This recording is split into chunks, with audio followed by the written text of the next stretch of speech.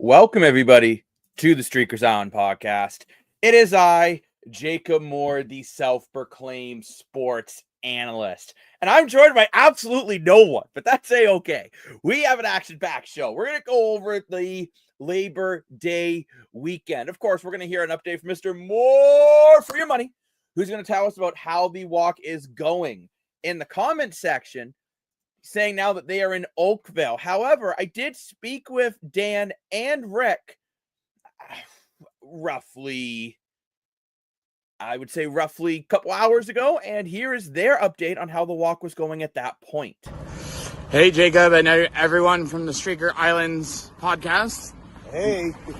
Me and Dan are on Lakeshore, as we are about probably 2.5 hours, 10 kilometers away from Oakville. That's right, yeah. About 9 kilometers now. Yeah. So we'll eventually get there, and then from there, depending on what shape we're in, we'll probably hit up Burlington. Because by the end of tomorrow, the goal is to be in Hamilton. That's right. So that we only have to walk down Barton to get to the stadium on Monday. But here's our little update video for your guys' previews for tonight. So, as Jacob would say, back to you, Jacob. Woo! Woo woo, go Ticats! Hey, I'm not going to let that go Ticats slide. I'm still have faith in my Argos. Although, hate to say it, Ticats are doing it much better this season. But if you are looking to donate to the CFL Fans Fights Cancer, head over to their website, which is cflfansfightcancer.com. Now, what you're going to want to do next is go to the donate tab. So we're going to click on that donate tab together. Bada bing, bada boom, we're there. And of course, there is the QR code, which More for Your Money recently learned how to use QR codes. I'm calling you out, Dan. But if you're like Dan, you click on the donate button here. Takes you to this next page. You can see how so far the CFL Fights Cancer as a whole has raised over $22,000. Looking to try to raise $100,000. So they are getting there towards their goal. And what's also really cool is you can see which team is donating the most money. So currently in the lead is the Toronto Argonauts. So when you donate, you can put in your team that you're with, and you can choose who they are. Same here with Honor Roll here. There are different teams and leagues and fans coming together to donate to such a awesome cause. So remember, just make sure to head over to the CFL Fights Cancer website. From there, click on the donate tab. And if you're looking for some CFL Fights Cancer merch, just as a reminder as well, there are some merch. You have the pins here, the hoodies. I definitely got to get myself one of these hoodies. I absolutely love the hoodies. And again, it's so easy just to find your size, right up to 4X. Even big guys like me can wear a hoodie, which is great to see. And same with the shirts. They come in pink and black and right up to 4X as well. So make sure, where did I go? I found myself. We're okay. But make sure you head over to the CFL Fights Cancer website and find the QR code and donate if you can. And if you can't donate, at least make sure you're spreading the word. These guys are doing incredible, doing that awesome walk, and I give them the utmost respect for going out and doing it. Plus, my brother, on a personal side, we believe he is the first person with cerebral palsy to try to do this walk. So congratulations for Mr. Morfor and the entire team out there. And we have a shout out here from Hamilton Sports Central, the gang from Rick and Dan. Unfortunately, the lane may be coming later, so the gang will get here at some point in time. But we have a lot of sports to talk about. So as everyone knows, it is Labor Day weekend. And I got to say, Labor Day weekend is my favorite time in the CFL because you get some of the best games. You get the Battle of the QEW, the Battle of Alberta, Saskatchewan versus Winnipeg. These fan bases love to take shots at each other. These teams love to play against each other, and you will see some of the best football that you will see from the entire season. Now, before we get into the previews of these games, I think it's time to look at my personal power rankings. Some of you may disagree, some of you may agree, but let's take a look at those power rankings heading into this week.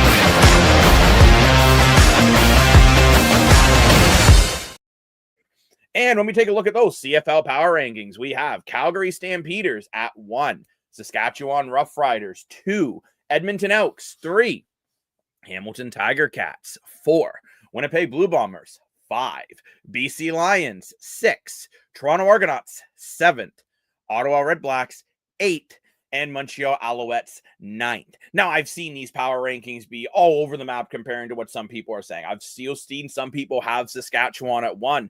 I've seen Hamilton in the top 3. I've seen Hamilton in the bottom 3. Hamilton in the bottom 3 mind boggles me personally, considering they are clearly the best team in the East right now. I think Hamilton has to be a top 4 team going into this week. One thing that should be exciting to note about these games coming up, when you look at your bottom 4 teams, only one of those teams are playing, which is by Toronto Argos. Meaning we should see some really competitive football. Because as they all say, the season starts on Labor Day. So let's get right into these games. And of course, the first game up on the docket is on Sunday, which we will see the Winnipeg Blue Bombers take on the Saskatchewan Roughriders. Now, everyone knows that this is a game that I don't care where either teams are in the standings, does not make a bloody difference to me. What makes a difference to me is that these are two teams that are always very, very hungry. And look, you have Saskatchewan that's 8-2. They have really been dominating this year. However, Winnipeg has won 3 of the last 4 on Labor Day. So this is going to be a very interesting game. Now, both teams are getting some help back. You are seeing Dalton Schoen coming back into the lineup for the Winnipeg Blue Bombers, who I feel have really been missing that big play receiver. Now, Stearns is out. Nick Dembski is right now registered as questionable. So this really could hurt Winnipeg in that sense, but getting Dalton Schoen back should help with the deep ball.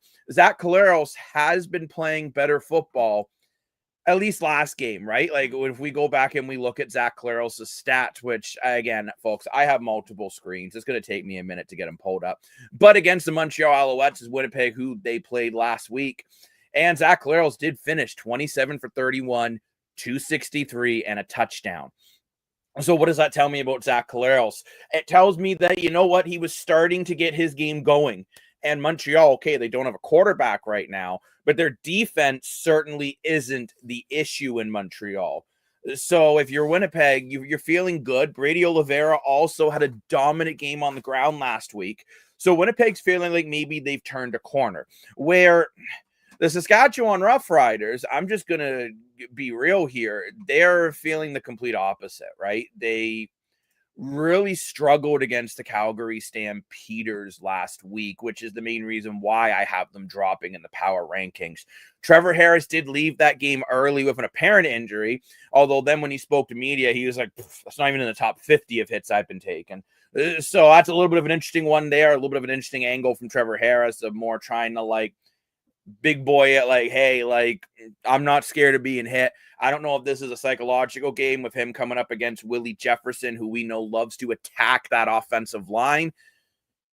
I don't know. But you know what? Last week is a week Saskatchewan would like to forget. AJ Ouellette, so-so game, 15 carries, 65 yards, only 4.3 yards per carry on the ground. Okay, I'm going to be honest here. If that's the Toronto Argonauts running game, they're probably very happy. But for Saskatchewan Roughriders, they need more out of that running game, which gives Trevor Harris more ability to run play action and quick hitch screens on RPOs, which is what Trevor Harris excels at, which is why I think Trevor Harris last week kind of struggled, going 15 for 23, 205, 2 touchdowns, and 2 picks. His worst game of the year by far, right?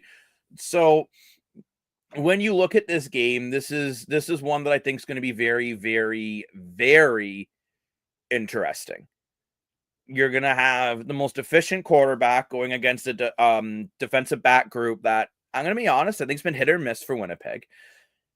But you're looking at Winnipeg here, who have a chance to actually jump to first over the next 2 weeks. Now, you might be saying to me, Jacob Morse, self-proclaimed sports analyst, patent pending, that doesn't make any sense.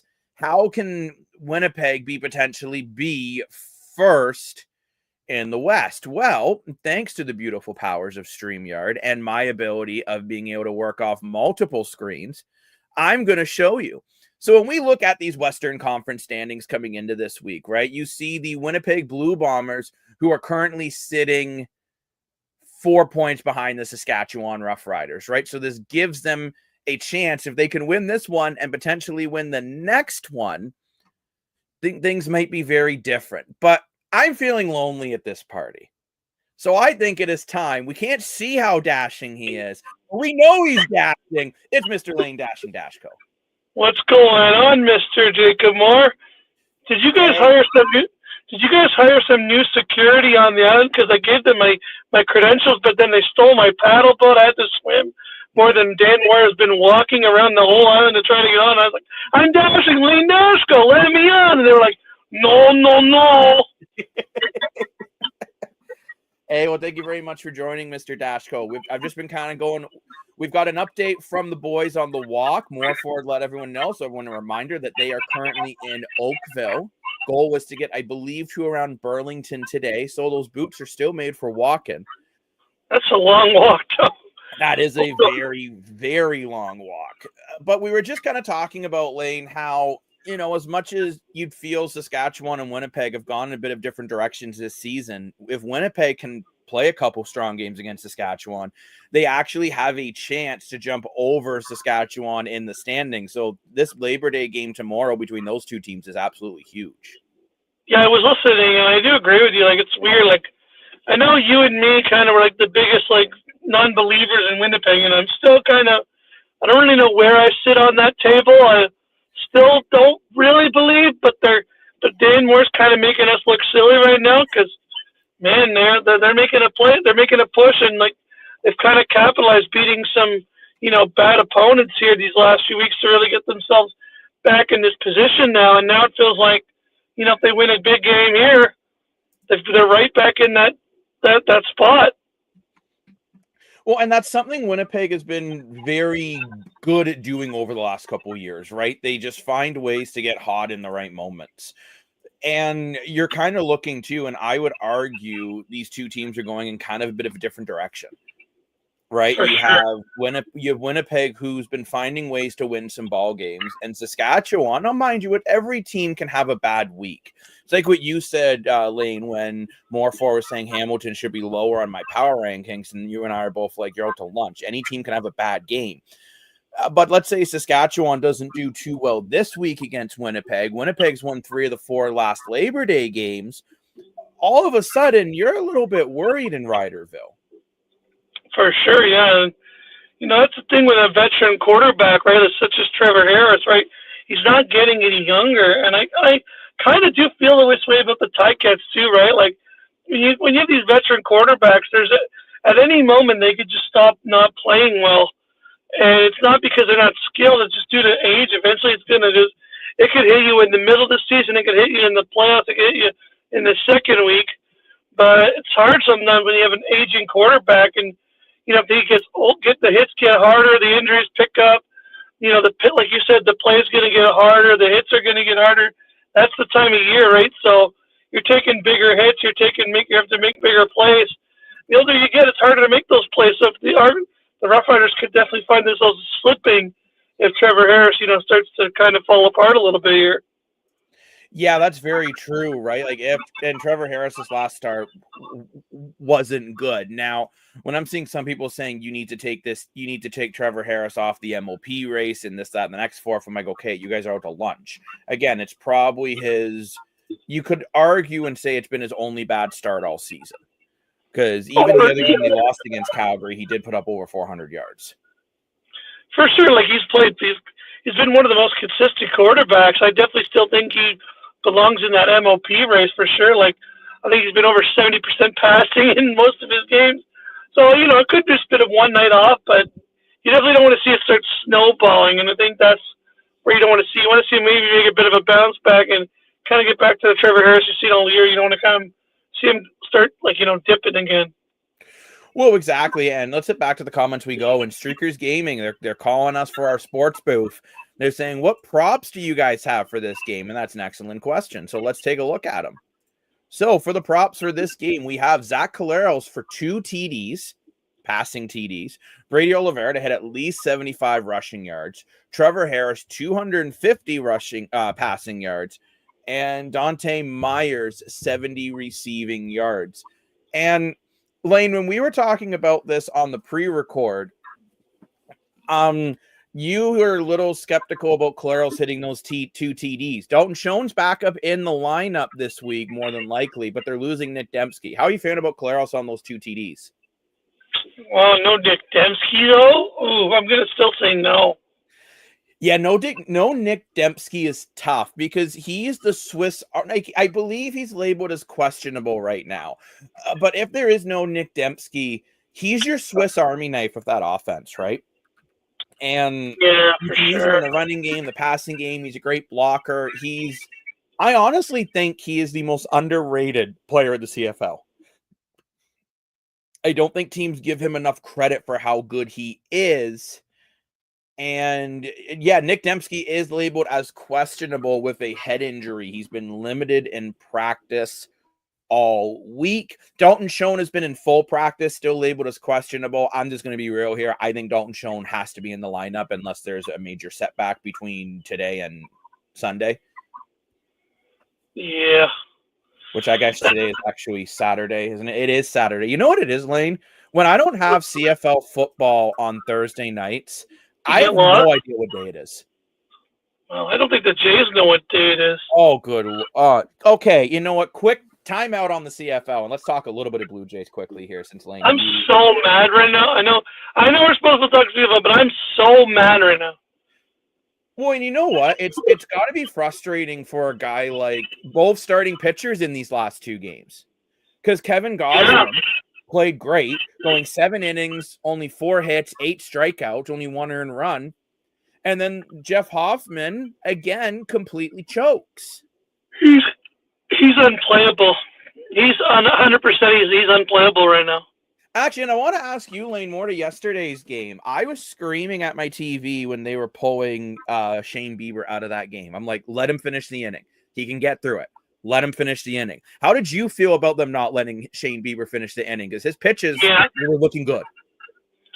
Honestly, it feels like last year's Blue Jays with Schneider making just really bad decisions. And like you called it, right? We talked about this on the pre-record, right? The Jays had to show up this series.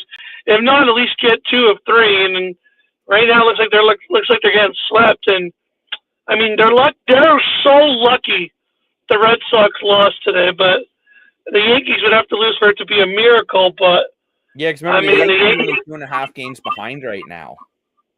They're probably winning tonight, I'm assuming. I haven't checked the score. At the moment in the 5th are up 1-0 over the White Sox. So much better than the last game.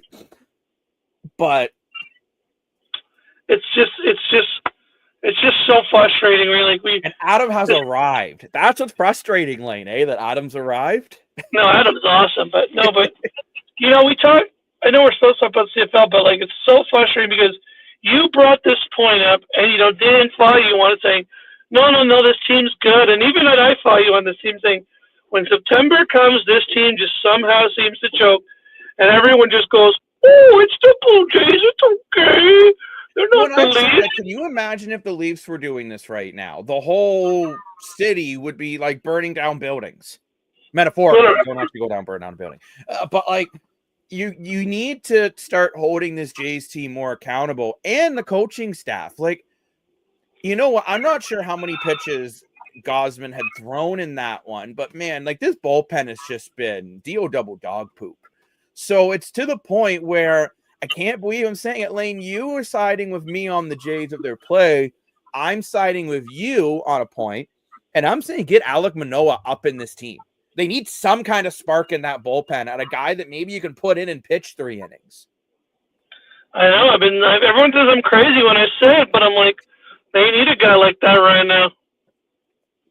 They're desperate. Like, and Manoah's been looking good. Like, the Jays are going to try to salvage the series tomorrow. 100%. I don't think he's a starter, but I do think he's a guy that can go face 6-7 batters. You know, don't put him in more than one time through a lineup. Mm-hmm. Just get him to go up there and face 9 batters and see what happens.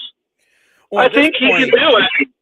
At this point, you got to try something because straight up, I think the Jays could have won both of these games with better efforts from the bullpen. And I agree, 3 runs over the last 2 games is unacceptable.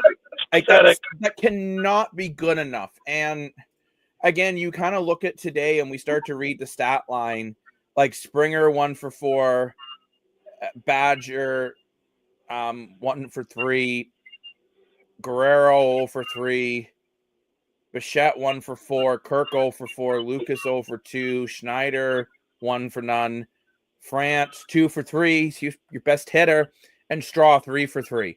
But like, unbelievable. That's just not enough, man. And I gotta say this too. Do you consider trying a different closer right now? Because Hoffman was really good at the beginning of the year, but he really seems to be struggling. Like, does someone else need to come in there for now and just it was almost like that huge little series where the closers just weren't getting in because the games were write-offs. It's done something to this bullpen that they just haven't been able to recover. Yeah, I'm not sure what it is, but they better figure it out fast because if not, they're going to be right back in second place before the kids get back into school. Well, and the thing is, too, the Jays had a legitimate chance to get the bye in the playoffs, and they still do. I want to make that very clear. Let me be clear that they can still do that. But honestly, right now, I'm not feeling super confident in this team at the moment. And I don't know. It's just, I think the pitching, don't get me wrong, the hitting needs to be better, although the Brewers are a really good pitching team, and they're a good team. So if the Jays need to find a way to at least win one, they got to find a way to win tomorrow. There's nothing else to it. Well, it's not so much losing to the Brewers, right? Like, okay, you can lose 3 to the Brewers, but you can't lose to the Miami Marlins. You can't lose to the Pittsburgh Pirates. You can't lose to the bottom teams if you're not going to show up against the Brewers. And the Brewers are a good team. They've been one of the hottest teams in baseball. They've been hotter than the Jays since for the longest time. So I can understand how the Brewers are feeling something special right now and maybe got the better of the Jays. Okay, I can understand that, but you're losing all these bottom-dwelling teams and you're choking games here, choking games there. You know, you had a game that you were up and then you lost, and then you had a game here that you were up and you lost. And you know, you could have swept it. To kind of put an exclamation point on Jeff Hoffman, he has now allowed 12 runs in his last 9 and 12 home runs allowed in the 9th inning or later in a most home runs allowed in a single season by any Blue Jay closer. And franchise. And it was interesting here. I'm just looking at some fan reaction, and one fan said, "How much evidence does Schneider need to see Hoffman is cooked?" Another fan said, "Shouldn't pitch again in the 9th inning, just doesn't seem to have it. Jeff Hoffman needs to be moved out of the closer position." Another fan wrote, "And the bullpen needs to get it together, or it'll be yet another short postseason." Still looking good. Schneider said to media that he's sticking with Hoffman. He's got faith. Well, what choice does he have? Well, that's the thing. I don't know. But it's almost getting to a point where, and we'll get back to CFL shortly, but it's almost like, do you start saying we're going to run 2 starting pitchers if you have 6 starters? Like, have one starter pitch 6 innings, have another guy finish it? Yeah. Maybe this is where Eric Lawler could be moved in to, and I think I pronounced his last name. I was thinking Kenny Lawler, but anyways. Maybe you move him into the bullpen so he can come in after Gosman's pitch 7 and see if he can just get through the game. And then Alek Manoah might be another guy that can do that. You got to try something. Yeah. And the fans did boo Hoffman off the field today. Well, I hope they don't do what Mitch Marner's been accusing the fans of. Yeah, it's kind of it's funny you mentioned the Mitch Marner thing, and I saw this meme, and it's like Mitch Marner says he needs security, and then just shows William Nylander in a puffy coat sitting on the subway. Yeah. I thought the Nylander comments were really oddly timed, if you want my honest opinion on it. Like, I could have seen if he tried to justify it right when everything happened, but like, why justify it now? And people might say, well, why is the media asking? Well, the media is just doing their job. And they're like, if Marner's dumb enough to give us a quote that we can run with, we're happier than a pig and poop. Yeah. So it's going to be an interesting time in Toronto with the Jays, and I'll be very curious to see if this team starts to struggle. Does the attendance start to drop? Like after this, they're not at home. They're on a road trip against the Reds. Yeah, that's a good point. That series is huge against the Yankees. Let's say they get blown out in both of those series, or they're back September 9th against the Astros. Are we going back to $20 tickets? Well, maybe and it'll be interesting to see too. Will StubHub prices go down? Because right now, fans are spending a lot of money to see this team. No, I know. And that's the other big issue too, right? If you're spending $100 on a ticket, and then $30 on food, and then at least $10 on go to get there, or however you're getting there, if you're driving, $45 to park. All of a sudden, you're dropping for a family of four. You could easily be dropping $400 or $500. I don't think I'm over actually easily $400 if it's a family of four, because that's just your tickets. It's crazy right now for the ticket price. It is. So, like I said, you know what? They have a chance to sort of salvage this series. But Lane, I agree with you when we were chatting. It's the problems when like you don't sweep the Twins when you have that opportunity, when you catch Ryan on an off night. When you lose, when you only win 2 out of 3 against the Miami Mariners, and then you lose the series to the Pirates, all of a sudden now you couldn't lose this series against the Brewers. You put yourself in a bad situation. August has been bad. Let's just all agree on that. August for the Blue Jays has been bad. It has. We just got to cross your fingers that Green Day wakes them up before September ends and they get going back playing some solid baseball, because right now we're seeing what we saw last year. We get a great start from our pitcher, but then we can't hit. Or you know what, we get the runs, but then our pitching falls apart. Or the pitching is good, but we can't get any run support. Earlier in the year, the Jays were, I know we talk about 3 phases of football a lot, but I think you could really talk about the 3 phases of baseball, which is like your defense, your pitching, and your scoring. And you could even break that into 4 if you want to break in your starting pitching versus your bullpen. And all of a sudden lately, out of those 4 key areas, the Jays are only getting like 2 every game. Which that's tough to win ball games. It's nuts. Makes no Especially sense. when one of those 2 isn't the offense. Like, let's be honest, the Yankees defensively are god awful, but they can hit so many home runs that they can get out of that trouble. And now the Jays have the toughest schedule for the rest of the year out of the Jays, Yankees, and Red Sox. They had an easy August and blew it. They did. They really blew it. Time will tell, but I'll be honest, right now, Dan keeps preaching 98 wins. Look, I don't even know if the Jays are going to hit 90 right now, and that could be a problem. Yeah, I know Dan was saying 98 wins, but I think the 98 wins dream is over now. 100%. There's no way they even touch. I don't think they even get to 90.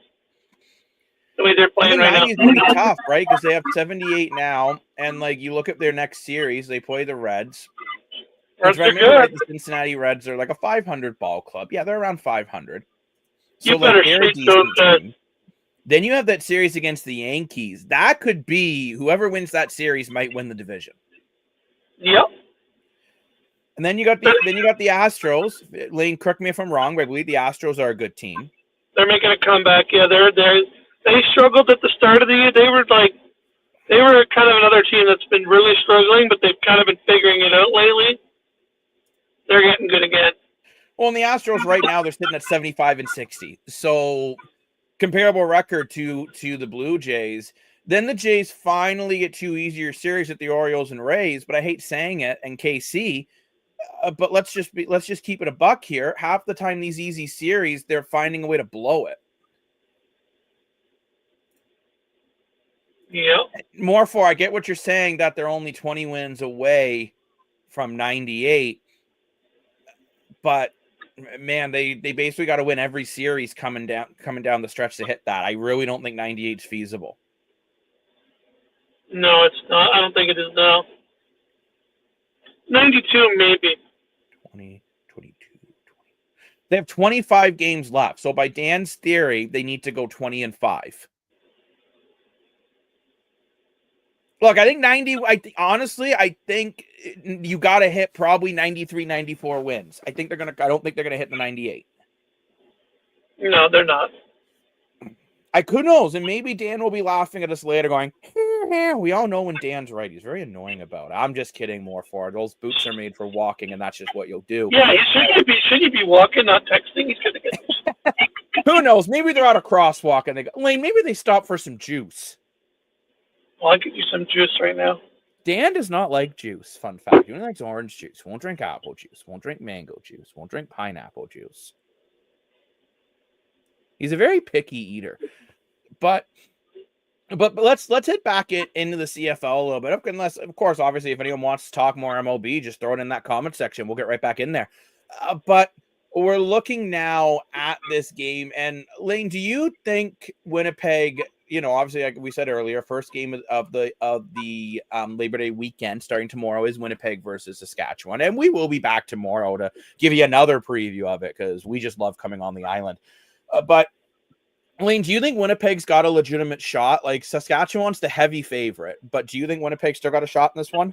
Oh, for sure, yeah. Like I said, again, I hate to say it, but I'm going to go with Dan Moore here, and I'm going to sound like a hypocrite, but, Dan Moore does have a good point that, this is another team like the Yankees. This is another team like that can, if they find their footing and they get once they get their confidence, this might be a hard team to stop, right? And Zach Collaros can just finally get something going here, and it looks like he's starting to kind of get back to the Zach Collaros that you would expect to have seen all season. Finally feel like something's gotten going in that locker room. Feels like that defense is stepping up. Feels like the offense is starting to get their feet so solidified. The team's starting to get a little scary. The big issue with Collaros is, funny enough, the exact same issue a lot of people have said about Nick Arbuckle. Can he not make the critical error? That's been the biggest problem for Collaros. He's got a high completion percentage. He has thrown 10 touchdowns. He's completing over 75% of his passes. That's a good number. But he's also got 10 interceptions on top of those 10 touchdowns. Like, to put in perspective, Nick Arbuckle has thrown 10 interceptions, but he's thrown 20 touchdowns and over 3,400 yards, where Collaros has only thrown 1,800 yards, mind you, in 3 less games. But you're looking at Collaros, and you just need him to play mistake-free football, because I don't think you can beat Winnipeg. I don't think Winnipeg can beat Saskatchewan with multiple turnovers. No, I don't think so either. I think if he can not throw interceptions, and I would actually say keep this game kind of boring, keep it on the ground, let Brady Oliveira cook. Brady Oliveira, his last couple games has been looking better, because we've talked about it too. Oliveira hasn't looked like the MOP. I mean, now he is back up to 4 for rushing yards and in 3 less games. And one game he played, he only took 2 runs. Mind you, those 2 runs turned in, I think, 49 yards. But you're kind of looking at Oliveira in this one, and he's my real player to watch, because you know what? He had a really big game last week against Montreal, and it's his best game of the year by far. 137 that week and a touchdown. Had a long rush for 28 yards, where previously Ottawa 35 yards, Calgary 68, Toronto 50, Toronto 82, Calgary 68, Calgary 61, BC, the game he only got 2 carries, 49. Oh, and Lane is so upset about that. But he says that, just to let you know, Lane's phone died. His phone, not him, so we're okay. But he will be back around between 9 and 9:15, and of course, we'll still be here on the island. And let's head back to the comments with Mr. Adam. I know he loves it when I call him Mr. Adam. I kid, Adam. But, he will make a mistake. It will just be, can he avoid making it in a bad spot? And that's a really good point, Adam. And shiver me timbers, Lane is back much quicker than 9:15. I'm very impressed. But I do agree with you, Adam, too, on that point, is can he just not make the mistake in the worst possible moment? Can he not throw a pick six? Or when he throws an interception, can he miss long where it's basically a punt? Well, I think that, his defense is going to step. The thing that Zach Collaros has now, you talk about all the can he not do it? But I think that now the defense has actually solidified themselves. Like, really, Jefferson has been playing incredible football. Oh, he has. And I feel like now he can make that one mistake. Well, it's just I just think he can't make like a pick six type mistake. Because Saskatchewan is such a good team that I really feel like that's just my 2 cents on it, but I really feel like they have to find a way to limit those. But let's actually take a look. I want that 2 cents, Jacob. Well, it gets rounded to nothing because it's, you round down if it's under 3, round up if it's over 3, if we look at every 5 cents. So sorry, Lane, you get diddly squat. But now let's take a look at the depth chart for the Winnipeg Blue Bombers, and this is right off the Blue Bombers website. And you know what? We are seeing Dalton Schoen and Nick Dembski are both slotted in the lineup. Nick Dembski has been labeled as questionable, though. And you are going to see that Cramdy and Stearns are both not in the lineup. That could be tough for Winnipeg, right? Because Stearns has surprisingly been one of your more consistent receivers. I think you need Dylan Mitchell to step up a bit. And same with Kevin Wheatfall. Wheatfall was really good in the first game for them, and then after that, he kind of just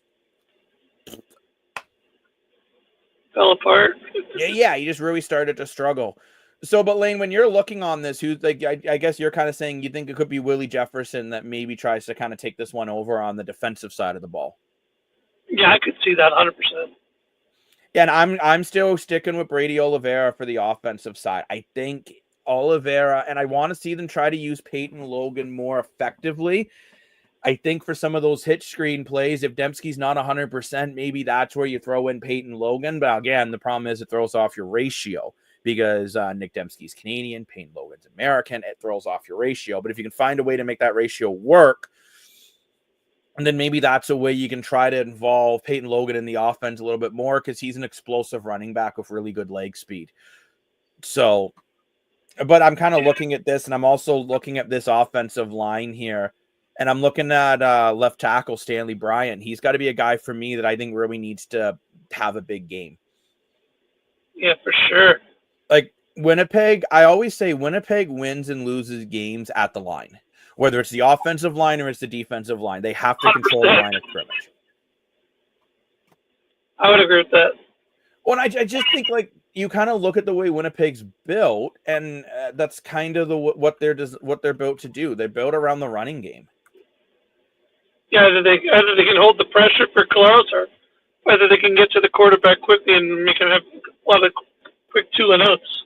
And I will say, too, for a guy like Trevor Harris, going against a guy like Trevor Harris, I think the best way to slow him down is to blitz him.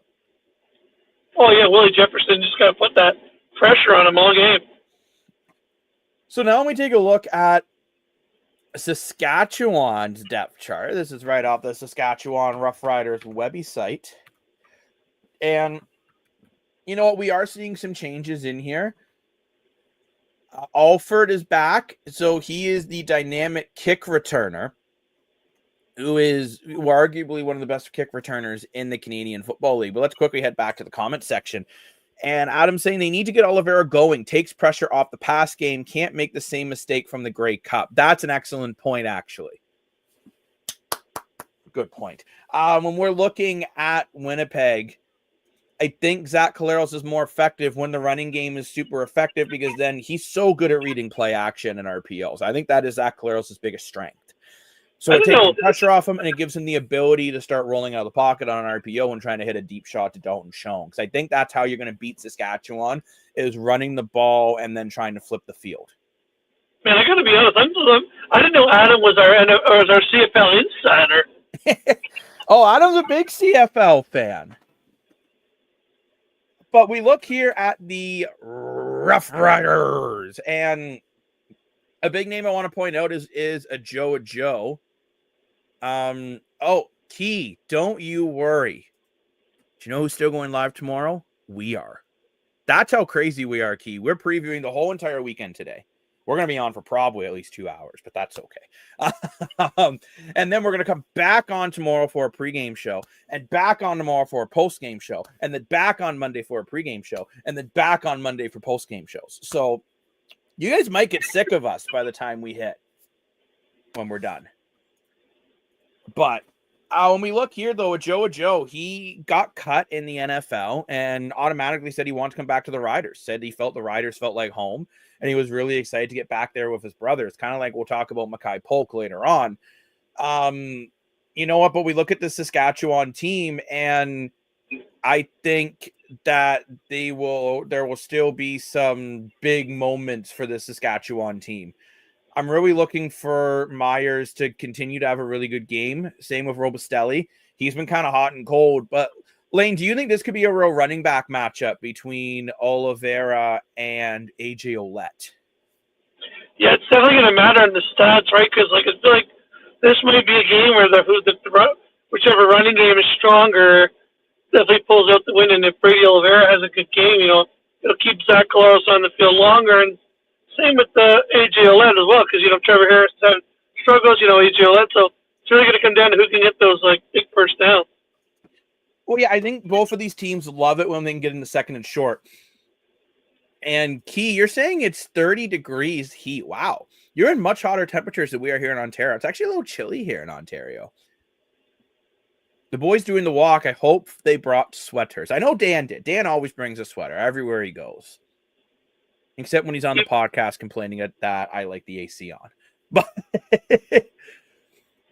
But before we finish up on this game, let's just quickly go over our props once again for this game in the Streakers app. For Winnipeg, we have Zach Collaros, 2 passing TDs. Brady Oliveira, 75 rushing yards at least. Trevor Harris, at least 250 passing yards. And Dante Myers, at least 70 yards receiving. And Lane, when we look at those props, I mean, they look pretty, I would say they're doable, but it will come down to, I think, can these teams get the running game going to have the passing game open up? Yeah, it's going to definitely be an interesting game, but isn't every Labor Day Classic an interesting game? Yes, indeed it is. There's nothing better than Labor Day football. Now, we're not going to tell you who we're picking to win. We're going to talk about that the day of, because that's how we roll. He knows that in the pick'em games. I like to wait to the very last possible moment to make my decisions. Jacob waits till they're about to kick up the ball and submit. Basically, that's pretty much the way I like to do it. And just as another quick reminder, as this episode, a big thing we have been talking about is the CFL Fans Fight Cancer Walk. I do want to remind everyone that they have swag they can purchase in shirts, hoodies, and these nice pins. And if you're looking to donate, you just click on the donate tab at the top of the screen. Then you click donate. Then you come here, gives you your ability to donate. You can see what teams have donated the most money. Currently in the league, this is one thing the Toronto Argonaut fans can do. The team's not doing so great, but at least the fans are coming out there and supporting an absolutely phenomenal cause. And again, remember, you just donate here from this link. It is also a tax write-off. So, you're looking to get a little write-off there, then that's the way to go. And, Dan said that we're back walking, but we all watched during dinner. Great job, Jacob Moore, Lane Dashko. He couldn't say and Lane Dashko. By the way, Lane, before we get into the next game, Dan proclaimed Rick is his favorite Ticats fan. And I know. How does that make you feel? I thought you were his favorite Ticat fan. I'm just sitting here in the middle of nowhere, just crying my eyes out. Well, you know what, Lane, is so the same dumb song I wrote once. Crying won't get you nowhere. I know the life's unfair. There's no one I can trust except my Chevy truck. But remember, everyone, make sure you are heading over to CFLFightsCancer.com and donating if you can. If not, at least there's tons of social media out there. Third Down Nation did an awesome article on them. The Toronto Argos did an awesome article on them. we had a great interview with Rick, I want to say 2 weeks ago. So make sure just share everything you can. And that's a great way. If you can't donate monetary, click on that like button, hit that share button, and that can make a world of a difference too, just spreading the awareness. But let's head into our second game of the week, which will be Monday afternoon. Again, I don't have a game on Thursday. I have no games on Friday. I have no games on Saturday. Lane, I watched college football last night. That's how much I was missing football. Which, by the way, quickly before we get into that game, that Colorado collapse. What the hell? You have a minute left, 2 timeouts. He's like, no, I'm going to save him for later. You're down 7, and you run a bubble screen, a double pass that's a disaster, a quarterback scramble, and like a Hail Mary? It was brutal. Right? I mean, congrats on Georgia Tech, but truthfully, I'm not a big college football guy, and I thought I'd give it a shot, and I'm definitely going to give it another shot because it was, I just shook my head. But getting into this Argo game here, Hamilton has won 10 of the last 13 Labor Day games, and they've been winning of late. But Lane, you're not super confident in your Ticats right now, are you? It's hard. No, it's hard to be. That's for sure. Right now, it's almost I don't know how you could be confident in them right now. Well, I mean, I still have them ranked 4th in the power rankings. They do have a dominant offense, but I mean, they've allowed over 900 yards in the last 2 games, and Nick Arbuckle has 5 straight games with over 300 yards, and his last 2 games been his 2 most passing yards in his career. So this could be tough. But I mean, I'm kind of looking here. I'm looking for, I think this is going to be a closer game than a lot of people are projecting. Most people are picking Hamilton. But I think Toronto is a better club than their record. Like Nick Arbuckle does lead the league with over 3,400 passing yards, 20 touchdowns. And over his last 5, he's just been completely dominating. So it's going to be a tough one, but you know what? Mackay Polk does draw back into the lineup. I don't believe Coxie is playing. I think he's on the 6-game injured list, but I saw that somewhere, but then I couldn't find it again. So I'm actually just giving it a little Google search with the Toronto Argos injury report here.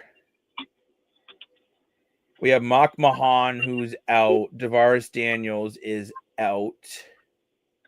Obviously, Chad Cowie's out. That's not very helpful.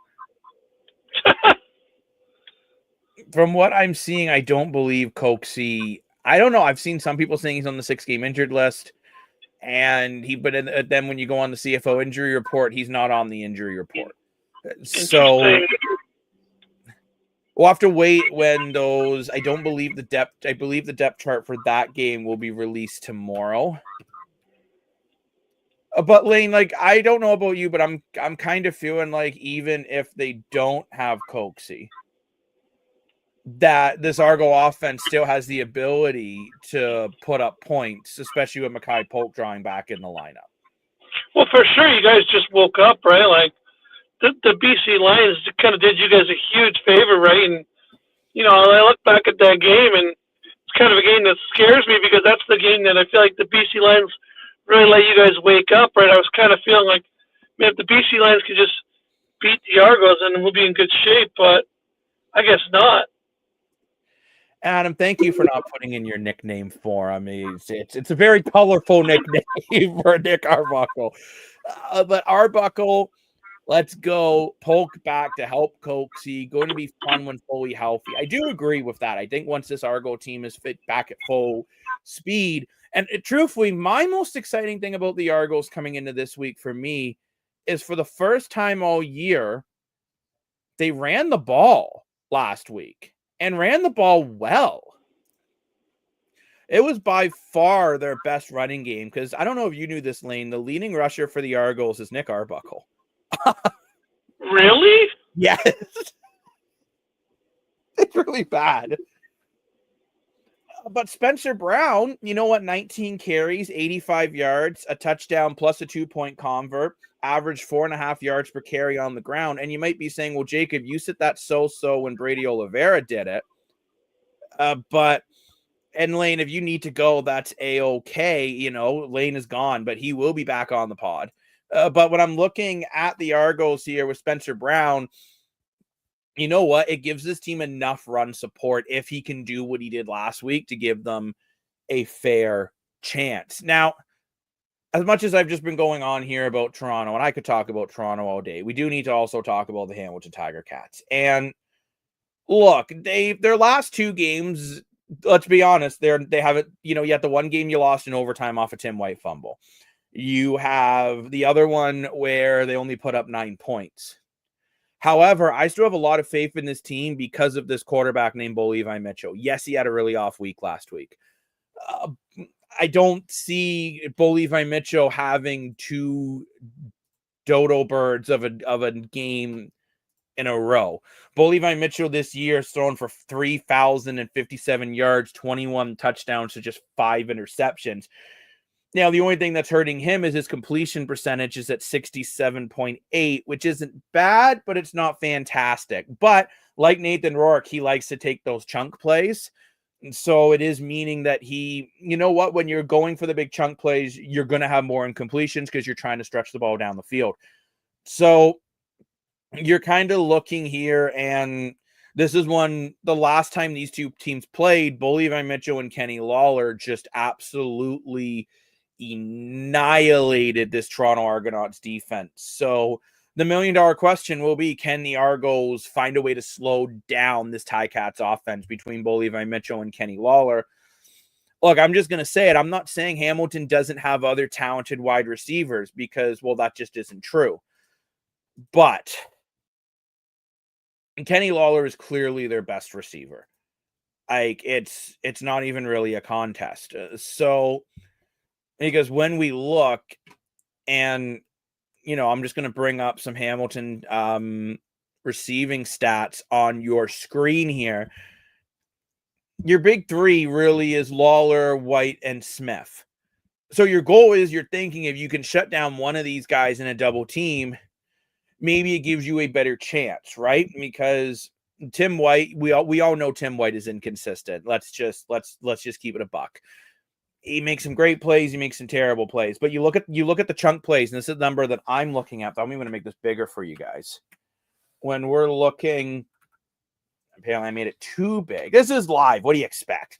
When you're looking at your plays over 30 yards, Kenny Lawler has 10, White has 2, Smith has 2. And then you have Orange with 1, Augustine 1, excuse me, Berglund with 1. It's kind of, if you can shut down Kenny Lawler, you shut down the big play, which is what Hamilton, I think their offense is really built around. Greg Bell's having an okay year. He is your 3rd best receiver, which is a real surprise that Bridges is having such a slow season. I expected a lot more out of him, and same with Javonte Robertson, actually. I thought both of these guys would have a bit of a better year. So maybe this is the game where Bo Levi's got to try to find Bridges and Robertson in this. Well, let's head back to the comment section. And Arbuckle is doing his best Chad Kelly impression with rushing. Nick and the offense got to keep playing great, and the D needs to get some big stops against a struggling Ticats offense. And again, Adam, I do agree with you there that I think the Toronto Argonauts offense needs to try to stay on the field, and then the defense, they just got to do what they did last week against BC. They just got to try to slow down that Hamilton offense. Against BC, Nathan Rourke still put up over 300 yards again, but they got an interception. They got a big stop at the goal line to force them to take a field goal and not get a touchdown. They got a sack that turned into a fumble that kind of closed out the game. That's what the defense for Toronto needs to do. They're not going to be able to hold Hamilton to 9 points. I would be absolutely stunned if that happens. I actually think this game is going to be a shootout. But you just need both. I think both these teams are just going to look to try to contain the offense of both of them. Because then we look at the receiving core for Toronto. Now, mind you, I don't think Coxie's playing. I'm not 100% sure. But this is where the offense is very different in Toronto. So Coxie is clearly your best one. There's not even close. But you know what? You got Brissett with 556, Matal with 548, Daniels, who was out, but normally 408, Ungerer 406, Jake Herslow. Look, he's been playing really, really strong, 316. And then after that, you have Spencer Brown, who 34, pretty much all from the last game, but you're getting Mackay Polk back. Now, the $1 million question will be for Toronto. How will Mackay Polk play? We don't know, right? He hasn't played meaningful football since November, but you would also think that he's learned some things from the NFL, right? Like, we did go through an NFL training camp, so it's not like he's been sitting at home eating chicken strips like I did today. Had some delicious chicken strips from Zarky's. We're not sponsored by Zarky's, but we could be. I need a haircut. Adam, come to my house and give me a haircut. But no, we're kind of looking at Mackay Polk. And last year, right, 1,024 yards, 5 touchdowns, averaging 16.8 yards per catch. He was your explosive guy last year. And if you can get that explosiveness out of him early, even without Coxie in the lineup, and you have Herslow and Polk kind of cooking together, because Herslow's been really big for this team since they've came in.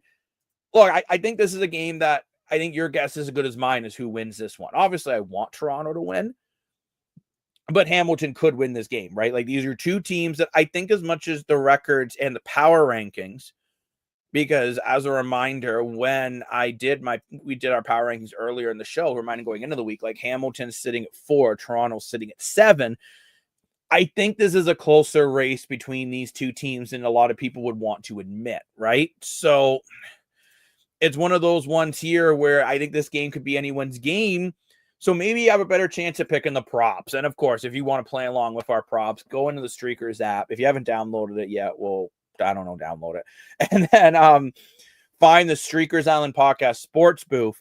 And here's our props for it. We got Nick Arbuckle for at least 300 passing yards. Mackay Polk for at least 5 receptions out of Toronto. For Hamilton, we have Bo Levi Mitchell, 3 passing TDs. Kenny Lawler, over 90 receiving yards. So, yeah, this is going to be one of those ones where I think it's going to come down to offense for both of these clubs. Both teams are really looking to try to score, not so much defend, but then which team can get the one stop just right when they need it. But we're going to take a really quick break. I need to just kind of, have a little bit of water, clear my throat. So we will be right back. And while you wait, I will give you some rock music to rock out to.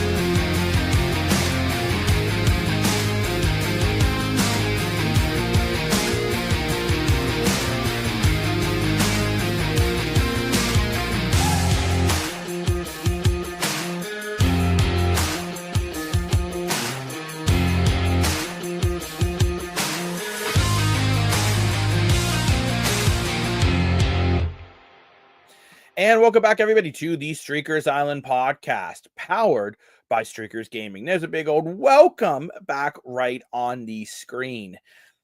So again, I'm not going to give you guys my predictions for this game. That will be coming on the preview show, although I think we all know I'm picking Toronto. Don't tell anyone. But as an Argo fan, but I'm going to say I think that'll be I think all these games are going to be great games. But let's move on now to the last game of the Labor Day weekend, which I got to say quickly, I don't really like that they only went with 3 games this weekend instead of 4. I really would have liked to have a game on Saturday. Give like an Ottawa Montreal or a Montreal Vancouver, like either a coast to coast or the battle with a 417, kind of do something to try to amp this up a little bit more. But hey, instead I got to watch a really weird college football game between Colorado and Georgia Tech. So again, still don't understand why they did what they did offensively at the end of that game. Anyone watching it, anyone in the comments wants to chime in on that, please feel free on why with 1 minute, 2 seconds left, you have 2 timeouts and you just hold on to them. But yeah, let's get into the Battle of Alberta, which is the Edmonton Elks versus the Calgary Stampeders. Now, Calgary has won 10 of the last 12 Labor Day games. However, Edmonton did win it last year, and Edmonton's playing very, very well. They're running a 3-game winning streak. Cody Fajardo, 77% completion, 1,435 yards in last 5 games. Justin Rankin, in that same stretch, 494 yards from scrimmage, which means on the ground and in the air, and 4 touchdowns in last 4, leading receiving running back in the Canadian Football League. So, I mean, it's going to be tough for Calgary, but Calgary, they have that defense that is ranked as the best defense in the league. They're only allowing around 20 points per game, which is super duper important, right? Like they're really making it where it's hard for teams to beat them just because they have trouble scoring then with that offensive flair. And you also have, Vernon Adams Jr. 7-1 as a starter this year. The only game he lost was the game that was it was pouring rain. So that was a really tough one for Vernon Adams Jr., where it was tough, right? With so much rain going on, you just don't know. But you're looking at that, and again, the best defense in the league. This is going to be a really tough one. But I'm going to say this here right now.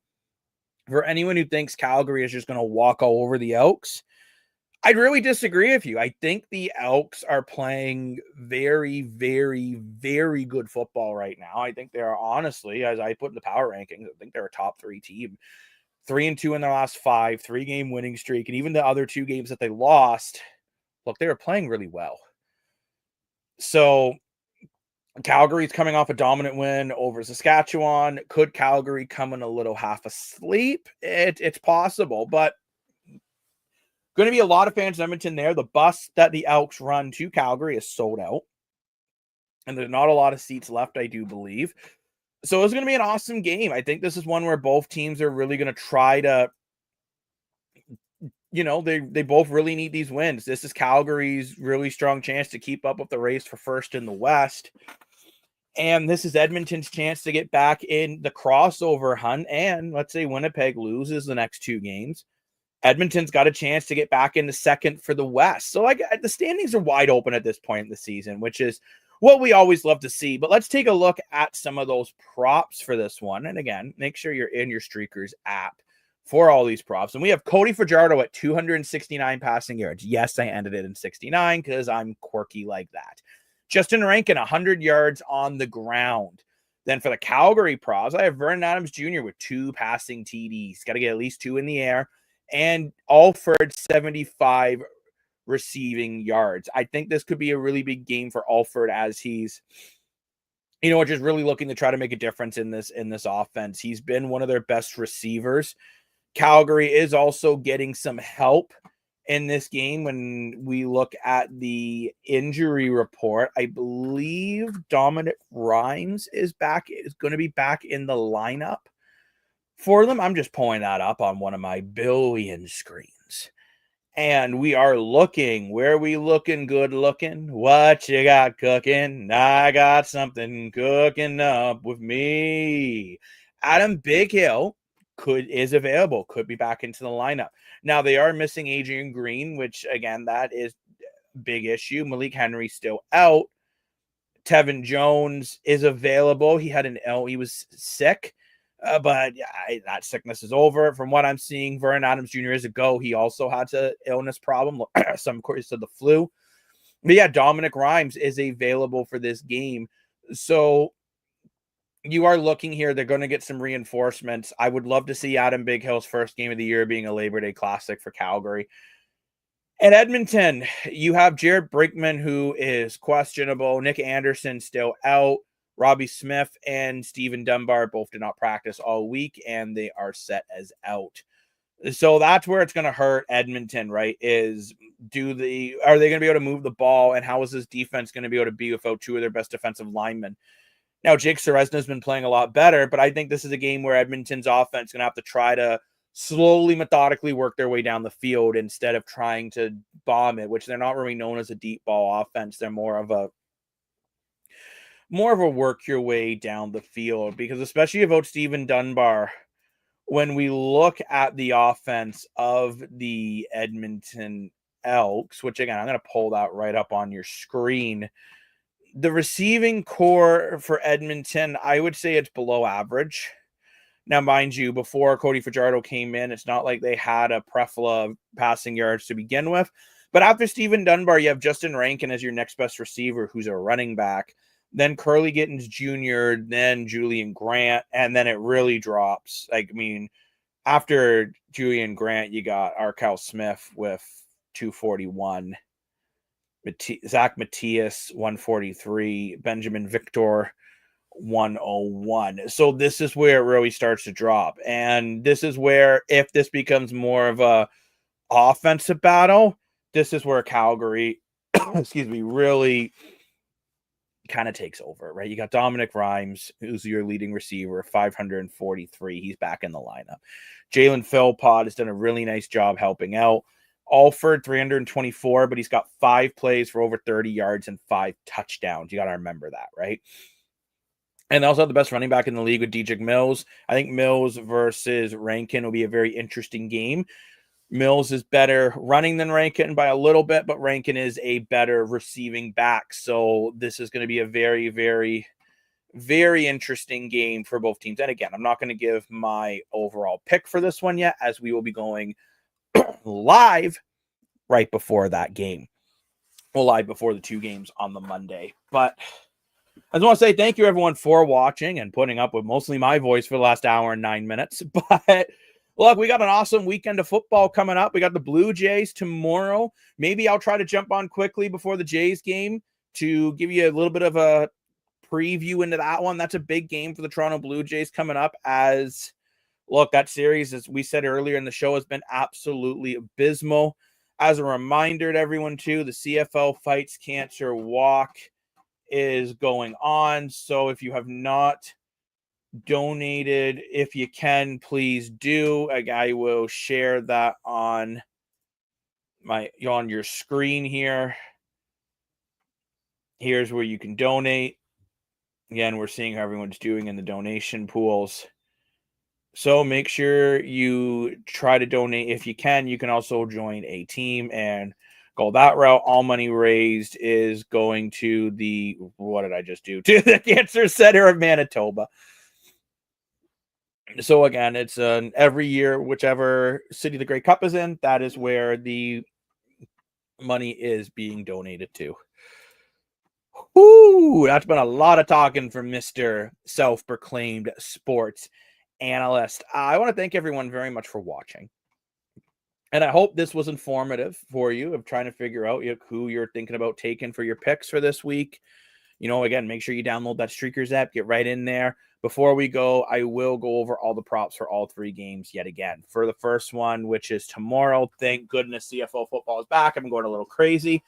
We have Winnipeg Blue Bombers for their props. It's Zach Collaros, at least 2 passing touchdowns. Brady Oliveira, at least 75 rushing yards. When we go over to the Saskatchewan Roughriders, we have Trevor Harris, at least 250 passing yards. Dante Myers, at least 70 receiving yards. Then we go over to game 2 with the Toronto Argonauts versus the Hamilton Tiger Cats. This is on Monday afternoon. Nick Arbuckle, 300 passing yards. Mackay Polk, 5 receptions. Hey, you know what? In Hamilton Sports Central, I will say that's the part of the crew that's out there doing their walk, as I would walk 500 miles. Big Ticats fan, obviously, there. And hey, like I said, this game's going to be a barn burner with our props there being Bo Levi Mitchell, 3 passing yards. Kenny Law, 3 passing touchdowns. Not 3 passing yards. Don't worry, I'm not taking a shot at the Ticats there. Obviously, he would get that. That'd be an easy prop to pick. At least 3 passing touchdowns. And Kenny Lawler's got to get over 90 receiving yards. They're almost at Bronte. So just so everyone is aware, they started yesterday at BMO Field, and they have been doing this walk, and they are almost at Bronte Go. That is awesome how well you guys have been doing, and we have been sharing the donate section. Sorry, guys, I've been on the air for an hour and 12 minutes. It's been a long show for me, but that's okay. Again, I'm getting you all that content. Today from Port Credit. Yeah, so they started at Port Credit today and went all the way to Bronte Go. So that is amazing that these gentlemen and ladies have been able to do that. Again, we have been posting their journey on our social media, so make sure you follow Striggers on Podcast social media, see how they're doing, and donate. We'll get there. Donate to CFL Fans Fight Cancer right over on their website, which is very easily convenient. CFL Fans Fight Cancer. Tomorrow they are going from Burlington to Hamilton. And yes, Adam, I am on a grind today. I'm on that Streakers Island podcast grind. That grind. The best grind. The CFL grind. But absolutely, I mean, the walk that they've been doing is absolutely incredible. And we will hear from them again tomorrow, as I'm sure they'll be sending us some more videos about what they're doing tomorrow. But then lastly, the last game we need to go over for the props yet again is game 3. Actually, I didn't get through all the props from the last one. So just in Hamilton, Bo Levi Mitchell, at least 3 passing touchdowns. Kenny Lawler, over 90 receiving yards. And last but certainly not least, we have the Edmonton Elks versus the Calgary Stampeders. Cody Fajardo to hit at least 269, funny number, passing yards. Justin Rankin, at least 100 rushing yards. Vernon Adams Jr., at least 2 passing TDs, and Damian Alford, at least 75 receiving yards. So, I mean, a very interesting week in Canadian football. Plus, we have the Toronto Blue Jays coming up. Really big game for the Blue Jays. Need to try to get back in the winner's circle. I'm just going to say it. They've really been struggling. August has not been very good. Let's hope they can at least come away with 1 out of 3 against Milwaukee. Let's actually check on that New York Yankee game before we sign off, because I'm starting to lose my voice at this point. I'm going to be honest with y'all. Surprisingly, tied at 2 between the White Sox and the Yankees. So anything can happen when Timothy goes to school. Who knows? Maybe the White Sox can do the Jays a favor, because right now, if you remember last month, Jays had a pretty big lead. Everyone said I was overreacting when I'm like, oh, I'm a little concerned. Like, oh, Jacob, you're just being, but now the Jays are only 2.5 games ahead of the Yankees. And they have a series coming up against the Yankees very soon. So this could be a very tight race for the Toronto Blue Jays. Could come right down to the wire to try to win the division. Remember, if they don't win the division, they have to go through the wild card, which just makes it much tougher for the Toronto Blue Jays to make a run in the playoffs, and especially with that bullpen. So reminder too, the NFL season starts up next week, and we will be doing an NFL show, but holy moly, I'm not by myself for a little bit again. How's it going, Mr. Gray? Hey, stranger, how are you? Hey, I'm doing good. Yourself? Not too bad. The Wi-Fi decided to join us again, so here we are. It's been mostly me for the last hour and 15 minutes. I'm losing my voice. I kind of noticed. Like, I could watch you in pixelated form. You know what? Maybe I look better in pixelated form. Who knows? No comment. But Dan, I'm going to ask you, since I have you here, and you are more of a Jays. I think you're more of a baseball watcher than I am. Are you concerned with the Jays bullpen right now? Yep. How concerned? Scale 1 to 10. 8 or 9 at the moment. Do you think Hoffman can still be the closer at this point? Back to back. At this point, you cannot put him back out at home. If that option's there tomorrow, and he's done back to backs, I don't think it is. It'll be 3 and 4. But if you get a save situation tomorrow, even if he could pitch, I don't think you could bring him back out there. He did not look like an individual who was confident today. He got booed off the field too. Again. It was not good. I mean, this is back-to-back saves where Hoffman's. I mean, the bullpen's really been Yeah. So this is 2 chances at a save or at least a hold that he's blowing in a row. And actually, I want your opinion on this too, Dan. I was talking to Lane about this briefly before Lane's phone died. We've been having lots of technical issues on the island. That's okay. The game for Shane Bieber when he was pulled in the 6th. 6 and a third, yep. Or 5 and a third, yep. I personally felt he should have stayed in to try to close the inning, especially with how bad the bullpen's been. 92 pitches. I understand that, but the bullpen's 92 pitches on an arm that's surgically repaired, and you want him for the playoffs. Yeah, but you got to make the playoffs. What is it? Where did I read? 98.2% chance they're making the playoffs somewhere. I don't think it's making the playoffs that's the problem right now. It's whether you get a wild card seed or whether you get one of the 2 top seeds in the league. So how does the wild card exactly... You could fall 5 games and you could still be 1 game into the wild card. So they got to really crap the bed. Not they have a whole lot of easy schedule left, but they actually out of the Jays, the Red Sox, and the Yankees, the Jays have the hardest schedule left by 0.45% or something like that, which is quite a bit. So the wild card teams you're looking at right now, the Yankees, Red Sox, and Seattle. So how does that work for who plays who? So it would be right now Toronto and give me a second. Do I disappear when I do this? Let me know. Or what I can do, you did disappear, Dan, but what I can do just for you and for the viewers at home. Yeah, pull up that. That makes life easier. As soon as I can get a little bit there. Hang on.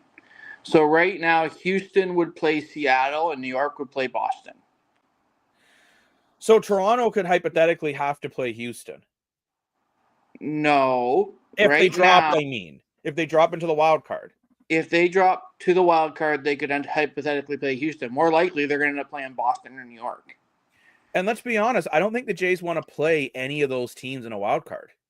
The only team I don't mind looking at that wild card and playing, and that's because it would be at home at this point, is Seattle. If you got to go to Seattle, I worry. Because the Jays, you can see it on the screen there. On the road, they're 34 and 34. At home, they're 44 and 24. They're a very different club at home. Yes, I understand that, but understand that the Dodgers rake at home and go 500 on the road. You have to be able to win your series at home. If you win 66% of your games at home and you go 500 on the road, you will end up with 91 to 92 wins in a season. Okay, that's fair. So the Jays have been doing, until recently, the Jays have been doing exactly what they need to do, which is winning 60 to 70% of their games at home and staying 500 on the road. But I guess I'm just concerned because August is when everyone says the baseball season really starts. These are the games that matter. I think what's happened here too, Jacob, is that they burned a lot of these bullpen arms really, really quickly at the beginning of the year when the starting pitchers weren't doing so well. Now you've got a starting pitchers that can go 6, 7, but you don't have, not only do you not have a 9th inning guy, Little sucked lately. You had Varland's been struggling. You don't see the only guy out of there is the new guy, anyway, Sir Anthony Dominguez, that's the name. Oh, Dominguez, yes. He's been pitching okay. He's the only one, but he has the same problem that the rest of them have, and it's walkitis. Walkitis is a problem. It is. Well, I listened to the Dodgers game the other night, and they said something like 56% of the leadoff walks come around to score. Wow, that's not good. And we have a very bad tendency to have a leadoff walk. When especially, I didn't get to catch too much of the game today, but the game yesterday, as soon as the bullpen came in, they're throwing the ball in the dirt. Yeah. Like, they're not even, they're like, I'm sorry, I could do that. Like, Little was good, and now he struggles. Varland, when you got Varland from Minnesota, you knew he was a middle of the pack pitcher. He's not going to be your tight picture guy.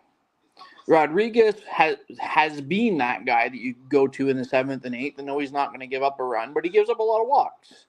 Right.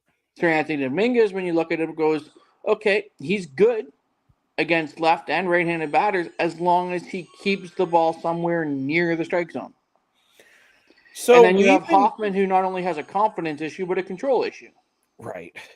So we've been talking on the island a bit about Alek Manoah, who's looked good in Buffalo. Truthfully, I've been against bringing up Alek Manoah for a while. I want Yosevich before I want Manoah. Pardon? I want Yosevich before I want Manoah. Okay. Really? Because I was kind of thinking Manoah's a guy that might be able to come in and pitch 3 innings. I want Yosevich. He's been a starter all year, and he looks better than Manoah does at Buffalo, and that's saying something. Okay. Yosevich looks a little bit like a young Bieber, and I think the other thing with bringing Yosevich up is, well, you have the Biebers, well, you have the Scherzers and Biebers, and you have the Bassetts in the clubhouse. How much could he learn in 3 weeks? A lot. Being around those guys. Like, if you're thinking he might be your next Halliday, what are you going to... And that's been talked about. He's making the same strides. He's a long way from Halliday. Okay. But if this is the meteoric rise that he could be a Manoah too, who rose really, really quickly and then, well, anyway. But that if he is that type of caliber pitcher, I want him around Scherzer. I want him around Bieber. I want him around Barrios and the other guys for at least 3 weeks. Because Gausman, again, had a great start today. Soaking up whatever knowledge they can give him. Because you figure Scherzer's got 1 more, maybe 2 more years in the league. Bieber, future Hall of Famer, but Bieber, I hope they can work to re-sign him. I don't think he'll come back. But depending on what you do in the offseason here, if you go and you're 1 or 2 wins away from the World Series, getting into or in the World Series, you might be able to convince Bieber to come back. But if not, here's your other side. You have to deal with 3/5 of your rotation's a free agent. Bassett's a free agent. Bieber's a free agent. And Scherzer's a free agent. Plus, you got Bo Bichette. I know that's not your pitching, but I think Bo Bichette's arguably been the best player on the team this year. I think what you could do with Bo Bichette is you say, okay, you go shop the market and see what you're offered, and we'll see if we can meet that. I think you got to find a way to keep him, though. My only problem is if you look over to New York and their shortstop there starts with a V, and I can't remember the top of my head. But he's supposed to be their next level. He's supposed to be the next Derek Jeter, and he can't play defense. He can hit the ball, but his defense, well, as you saw it in Toronto, sucks. It's abysmal. Well, it's been the Yankees' problem all year. They can't defend. The problem with Bichette, if you let him get to market, is you have the Yankees and Dodgers that will snap him up faster. You can say boo and pay him more than he's worth. But I guess then again, if the Jays... 10 at 220 probably keeps him. Right. But you have $500 million boy, and Bichette's always said he wants to win a World Series and play his whole career with Vladdy. So maybe you can use that and get him at 10 at 2. But I don't think you're getting him any less than $20 million a year. And question for you, do you think he's worth it? If we get the Bichette of this year and the Bichette of 2 years ago, absolutely. But then you look at the Bichette of last year. But the Bichette of last year was injured for like 90% of the year in some way, shape, or form. So you think last year was a fluke? I would give last year being a fluke for Bo more than the last 2 years have been a fluke for Vladdy. I think he paid Vladdy just because he's the face of the franchise. I think by giving him up, absolutely, it's the same reason Dodgers gave Ohtani so much money, because he's going to be the face of the franchise, and it comes with all the different sponsorships and everything else that comes with that. If you listen to a Dodgers game, the very first pitch of the very first game that Ohtani is against is sponsored by a Japanese beer. Right. And, but sometimes overpaying that face of the franchise can kind of bite you in the butt too, right? Like, but it's not to always bring it to CFL, but I'm going to say that, and Morfor would hate it if he was on the panel right now. But I feel that way about the Argos of Chad Kelly. You paid him to be the face of the franchise, and let's be honest, you haven't gotten a full season out of him since. But okay, when we look at it that way, though, we're also going into an era where MLB is going to have a salary cap. Right. And a salary floor. There will be no baseball after next year if there's no salary cap in play. Okay, you're right. The players have been saving their money. There's been a war chest started already. They're being told now to be ready for a lockout or a strike. Okay. Because I do not see the owners coming off of, we need some sort of salary cap to continue to make this competitive. Because right now, the Dodgers, better or worse, can buy themselves into at least a National League Championship Series. But that's what gets me when the Jays won't spend. It's not like they don't have the money to do it, but we have the money to bring Lane Dashko back. We can't say they don't spend. They're the 5th highest payroll in Major League Baseball. Why aren't they the highest?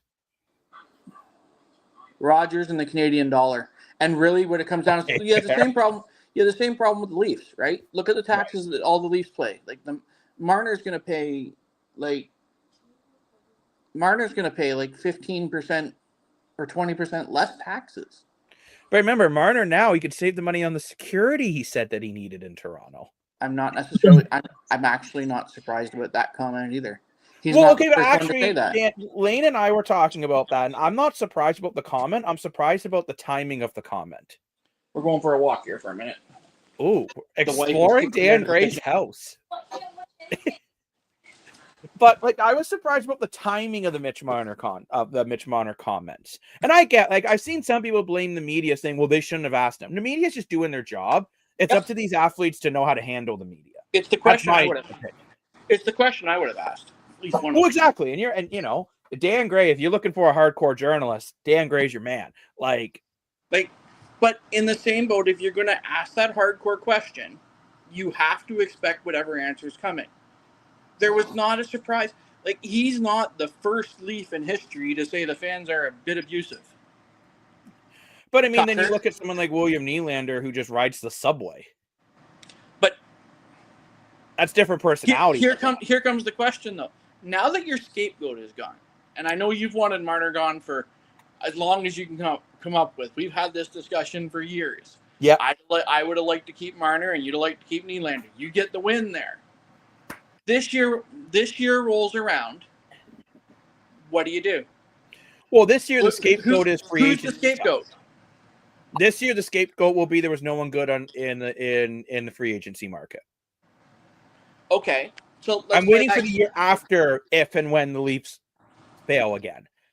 So when Austin Matthews only scores 30 this year, an injured season, was on pace for 100 points. Okay. When Austin Matthews only scores 30 goals and gets 70 points this year. Right. Because you found nobody to fill that playmaker spot. I think Marcelli could be that guy. I'm going to give you a better option than that. I think you put Nylander on that wing. So you would go Nyes, Nylander, Matthews as your top line. That's your top line. Yeah. I think it's just too much on one line. Yeah, I kind of agree with Lane. That's a little bit of my concern there. There's then it really. I don't know if John Tavares can drive a line anymore. Okay, but let's look at that. Oh, hi, Lane. I didn't even see you pop back in. Partly because I don't actually see you. I just see dashing Lane. Yeah. I'm like John Cena. You can't see me. Just like God mode. Talking there to the voice in the back. Yeah. Exactly. But let's look at Edmonton though, then Lane. Look who's on their top line. You've got, and I'm skipping. Names are missing me again. McDavid, Draisaitl, or you on a line together. So, is that not the same problem if you put Nylander with Matthews and Nyes? You have an identical line. But here's the thing I've been saying, Dan. I don't know if you agree with me. It feels like Edmonton has kind of done what Toronto was doing before, when it felt like at least Edmonton before you had Connor Brown, you had some really solid third, fourth liners. that you could kind of load up one line because your third and fourth lines were good. And I feel like this year they're kind of going back to the route that doesn't work, which is loading up the lines, and they're going to put Draisaitl and McDavid and have no scoring on their second, third, fourth lines. Or at least like you can say that Marner's all this fantastic, and I'm sure he's going to be fine in Vegas when he's at the blackjack table losing all his contract, and he's going to blame the fans again. But I look at it like, at least the Leafs brought in some key guys here to actually bring in a depth team. And I've been saying this for the longest time, and no one believes me. The Leafs had to get worse to get better. And I know it doesn't sound great. I'm not sure they got worse, Lane. Here's the catch. Look at the team that's won the Cup for the last 3 out of the 4 years. Florida.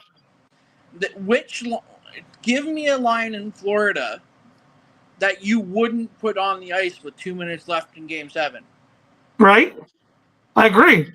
Give me a line. I can give you 2 lines in Edmonton that I wouldn't put on the ice in Game 7. And until this summer, I probably could have given you at least 1, if not 2 lines on the Leafs that you could do too. Mm-hmm. We've balanced the points.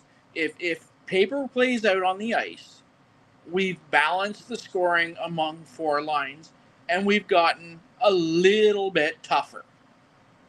I'm not saying we've gotten a lot tougher. But Dan, I guess what I'm trying to say is, I just felt like with Marner, you had Marner, Matthews, Nylander, Tavares, right? They're all fantastic players. Like, I mean, I can't hate them all, but they all do the same thing. All they do is bring offense. They don't bring, like, none of those guys really bring a physical presence. They don't have that, like, they raw dog mentality. Like, Nyes is the only one in that last year that actually went and made a big hit when it mattered. Matthews is focused on toe drags. You got Marner, who thinks this is NHL 94 and you can just smash the Spinaruna button. You got Tavares, who's good at NHL 94 imitation, though. I just felt like to kind of bring it to Dan Gray's point and what you've been saying, Lane. Actually, kind of what all three of us have been saying. And I do realize there's a typo on McMahon's name. Let's just pretend. Don't worry about that. Let's look at this for a second. I like the lines, but bump Robertson to 2 and put Domi on 3 and Joshua on 4. Okay, I could see that. But I'm interested to see what you think of my theory on these lines. These lines are kind of where I'm at until you're down a goal with 2 minutes left. Then I load up Nyes, Matthews, Nylander. Or you've had a period where the fourth line stuck out there for the opposing team for over 2 minutes. I don't mind that fourth now line. I throw Nylander up with Matthews and Nyes. The only line I would not like Lawton, Lorenz, and Robertson against, and I'm not sold Robertson even makes the team, but right now, the only line I wouldn't like them against is the top line of Florida. And possibly the top line of Colorado. So then how would you feel then? Because I was debating when I made this up going back and forth between Robertson and Yarncroke. I think you're going to see that again this year. You're going to see the wish-wash. Robertson's in, Robertson's out, Yarncroke's in, Yarncroke's out. Because do you also have David Kemp? And again, those are your 3. Although McMahon kind of rides that line too, depending on how he's doing. And you might even say Joshua rides that line, depending on how he's doing. Because we don't know what Joshua will get. Is it the Joshua from last year? Who, unfortunately, I mean, he's won his battle, which is great, but it was battling with cancer last season, which obviously took a huge toll on him. Now this year, will we get the Joshua from 2 years ago, who I think is kind of Sam Bennett 2.0, with a little less offensive upside, but he's kind of like a Sam Bennett type player. If he becomes a Sam Bennett 2.0, he's on your left wing with Tavares and Nylander. True. Or you could always put Domi back on that top line of Matthews, because Domi and Matthews had some real magic together 2 years ago. I get they had magic together, but Domi is not fast enough to stay with Matthews and Maselli. And he's too inconsistent, like, defensively. I think the Leafs top line also has to be good defensively, because that's just the way they play. Matthews could have won, or should have won, the offensive defense. I forget what the trophy is, but best defensive forward, Matthews could have won that based on his stats. I believe it was is that the Art Ross? Yeah, the Art Ross. Wasn't it Barkov that won that? Yeah, Barkov won that by... Which Barkov's incredible. I mean, I think Barkov is basically the finished Crosby. And the other one that could have won that is McKinnon out of Colorado. McKinnon could win that every year, but... Oh, he could. But what I do find interesting, this lineup, I think this is a lineup that I'm curious if you guys agree with me. This is a lineup that doesn't win the division, but it's a lineup that's a little tougher in the playoffs that maybe can get by a Florida just because of the depth. Can we do what a Carolina does or something? Come in and like second wild card and avoid Florida in Boston for a couple of rounds? That's the only other option. I mean, maybe it's been proven the last few years that winning the division kind of in hockey doesn't mean anything. Like in football and baseball, you get buys, which means a lot. It gives you an extra week of rest.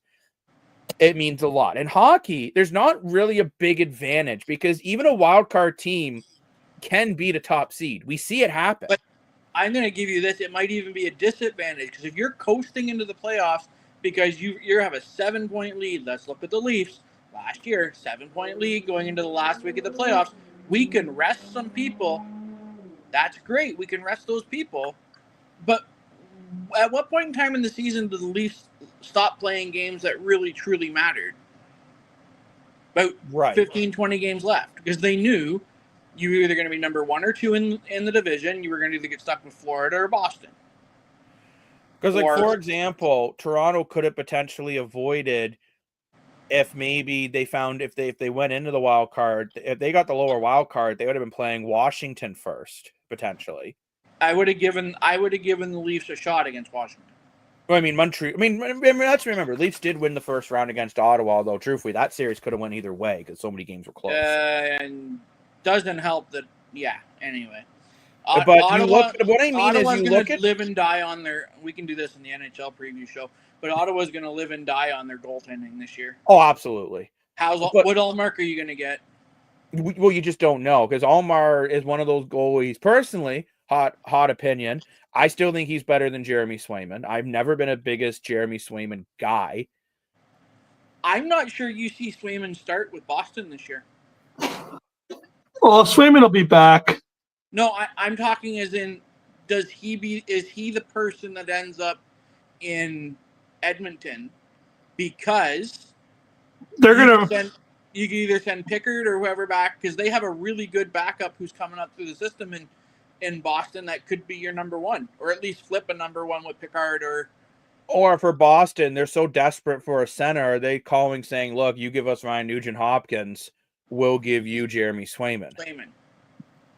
And if you're Edmonton but given what he said over the last week, if you're Edmonton and somebody says Hopkins for our number 1 goalie, you got to really consider it. Because if it's goaltending that's stopping him from signing, and that's the feeling out here, is it's goaltending that's stopping him from signing. Mm-hmm. It's the feeling all over, but that's the real feeling you get out here. With McDavid, is McDavid will not sign if the goaltending situation doesn't get better. And you say to Connor, because you got to understand Connor's in on this. If you say Boston has come to me and offering me Swayman, but they're going to take Ryan Nugent-Hopkins for it, if we make this trade, will you sign? Now, Connor holds all the cards. Lane, you usually know this better than I do. Does Ryan Nugent-Hopkins have a no move? I kind of think he does now that I suggest 7 teams. He's a pretty good player, yeah. No, does he have a no move? I think it's a 10. I think it's a 10 that he has turned at the beginning of the year, if I remember correctly.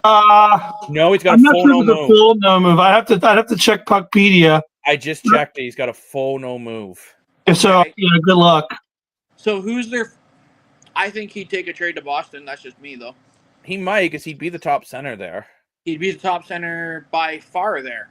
He wouldn't be playing second fiddle, although I'm not sure he minds playing second fiddle to McDavid either. Yeah, but is he second fiddle or is he fourth fiddle when you look at the top players in Edmonton? Well, right. Because you got McDavid, Draisaitl, and Zach Hyman. Maybe Ryan Nugent-Hopkins feels a little underappreciated, especially if you remember, Nugent-Hopkins only makes 6.4. I don't know if maybe he feels Edmonton underappreciates him when they're about to pay McDavid, let's say 14, 16. What's Hyman's no move status? Pretty sure a full new move. Let me look. I wouldn't trade Zach Hyman, though. No, hear me. Just get me the answer before I tell you what I'm thinking. I'm working on it, Mr. Gray. He gets 5.5 per year. Yeah.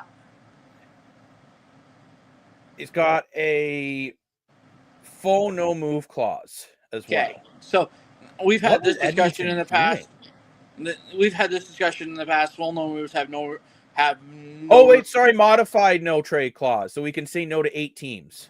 To 8 teams. So Okay. if they came to you and said Hyman for Swayman. Hate saying if you're Edmonton, you might have to do it. Like Just if you 'cause there's can, no if you option. can secure Swayman for Hyman and a first-round draft pick somewhere down the road, or Hyman and Pickard, or Hyman and pick one to go back the other way. You might have to if you're Edmonton. You might 'cause I have think to. goaltending is, mind you, though. I have a bit of a hot topic here, and I'm going to throw this out there. Goaltending wasn't exactly the problem in the Cup Finals. Skinner and Pickard, I think, both did their job in the playoffs between the two of them. No, it comes back to what Lane was saying. They shut down that first line, and who else can score? So maybe if you're but the problem is Edmonton. Lane, you were saying this to me the other day too. We both think that Edmonton's depth has gotten worse. Oh, 100% by a mile. Well, because who's there after McDavid, Draisaitl, and Nugent Hopkins? And That's Hyman? it. Who's really left? I don't know. You lost Arvidsson, you lost Connor Brown, you lost Corey Perry. Here's the question for you. If McDavid does not sign by the beginning of the season, how many of 32 teams are going to move heaven and earth to have the payroll for him next year? 31. The Leafs have already set it up that they could. I'd probably say 31. Well, Dan, while we got you here, I asked the Moore brothers this, and they thought I was crazy when I asked it. So I'm going to ask you: do you think that whole Mitch Marner PR stunt last year of "I love this team, but I just want to wait it out," and then not even end up signing? Do you see this becoming the new trend? Because it already feels like McDavid's been copy and pasted that whole PR statement and already said it, and already setting himself up for the exact same exit as a Mitch Marner. I think yes and no. I think Edmonton is. I personally think Edmonton means more to McDavid than Toronto meant to Marner. Toronto meant a lot to Marner for the first 5 years. Then, as the city fell out of love with him, he fell out of love with the city. McDavid has never fallen out of love with the city, and the city definitely has not fallen out of love with McJesus. So, I think that's the only difference. However, you draw some fairly significant parallels that if you were to stick them into a AI bot and say, does this look like the same playbook? The AI bot would probably tell you yes. So the question becomes then, is there anything Edmonton can do to keep McDavid? Well, the thing is, you look at Edmonton's roster, and I just pulled it up on Puckpedia. So they did add Andrew Mangiapane. He's a wild card player for me. I think he could be really good. He could end up doing absolutely nothing. You overpay Trent Frederick, in my opinion, at 3.85. I get the market. Everyone was getting overpaid, but he's not the player I would have overpaid, if that makes sense. And if you get the Trent Frederick of 2 years ago, not the Trent Frederick of last year, that's a true. Steal. So what do you think of the Evan Bouchard one, though? I think 10.5 for Bouchard was insane. Everybody was. If you want one person that does not make their salary this year, it's Bouchard. Like, I don't even think he's a top 5 defenseman in the NHL. Frederick makes his by being the Frederick of 2 years ago. Okay. I don't think there's any stats that Bouchard could pull outside of 35, 40 goals in an 85-point season that would make him 10.5. Right. And he's not a goal scorer. He's more of your shutdown. But who's he going to shut down? Like Colorado skated circles around him last year in the regular season when they played. Anybody that's faster than half the speed of McDavid can go around Bouchard. Well, and that's my concern because I think Bouchard's he's got a good shot from the point. But it really, for him, it really depends if Ekholm's healthy or not throughout the year. Because when there's no Ekholm, Bouchard doesn't look like half the defenseman he normally is. And I look at it like there's defensemen who are cheaper that I'd much rather have. Like, truthfully, you look at Seth Jones, who looked like a terrible contract, comes to Florida, he looks great. So Roman here's Yossi my at $9 thought. million. Kale Let's look McCarr at- at 9. This is the first time I've been able to say this about the Maple Leafs for a very, very long time. We may have one of the top 4 defensive cores in the league. I agree. The Leafs have great defense. They got good goaltending. I think Stolarz and Woll's a decent tandem. Here's a question: do you try and extend Stolarz before the season starts? Oh my gosh, yes. I want Stolarz locked up. I want him locked up on a 3-year deal. 3 at what? 5.5? Yeah, 3 at 5.5. I think that's a contract where if he continues to play where he does, it's a fair deal. But if he gets better, it's a great deal. And if he degresses and you got to move him, it's a movable deal. And don't give him a no trade. Give him a partial no move if you want. But the league, I think the league needs to start putting their foot down and saying the no move clause is killing the NHL. Because it makes deadline day so boring. Gosh, we did. Maybe it needs to be in the next CBA that you can only pick 10 teams. Yeah. Well, the only way I think, sorry, I lost connection there for a minute. I know. I do want to address Dan's question. I do think the only way the NHL, and I would hate this because I always hated this about basketball, but the only way I really feel like these players will start signing is if they start getting the LeBron James treatment. Like, if they say, like, I want this guy on the team, you better get him. If I want this guy gone, well, I don't care what you do. You better find a way to trade him.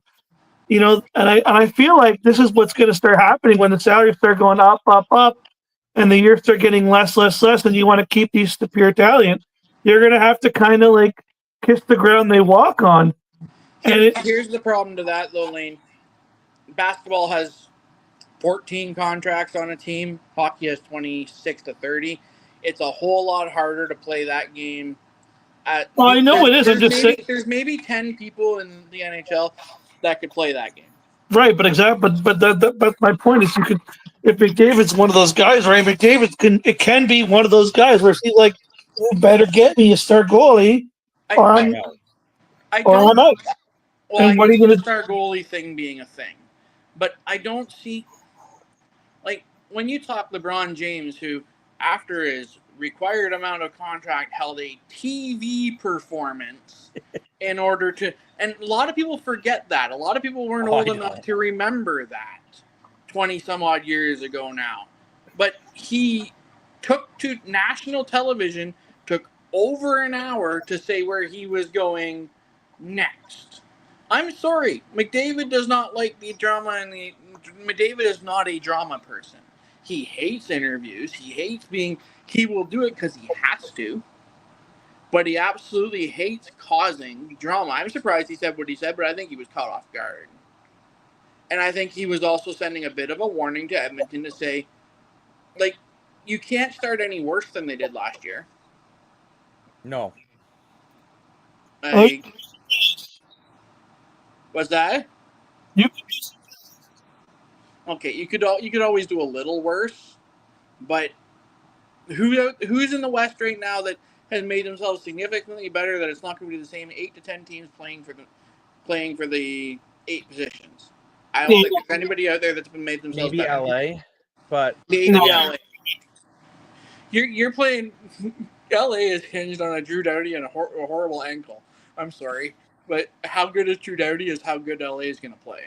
Calgary is a wild card one for me. If Dustin Wolf plays the way he played, okay. If Kadri can, continue to beat Mother Time. How do maybe the Blues too? Deadline? Oh, I think Calgary could end up selling by January. I think they could be a playoff team. They're a team that I really. How do the Leafs get Kadri by the deadline? I mean, unfortunately, Lane's always pointed out this too. Calgary won't deal with tree living. Dan, that's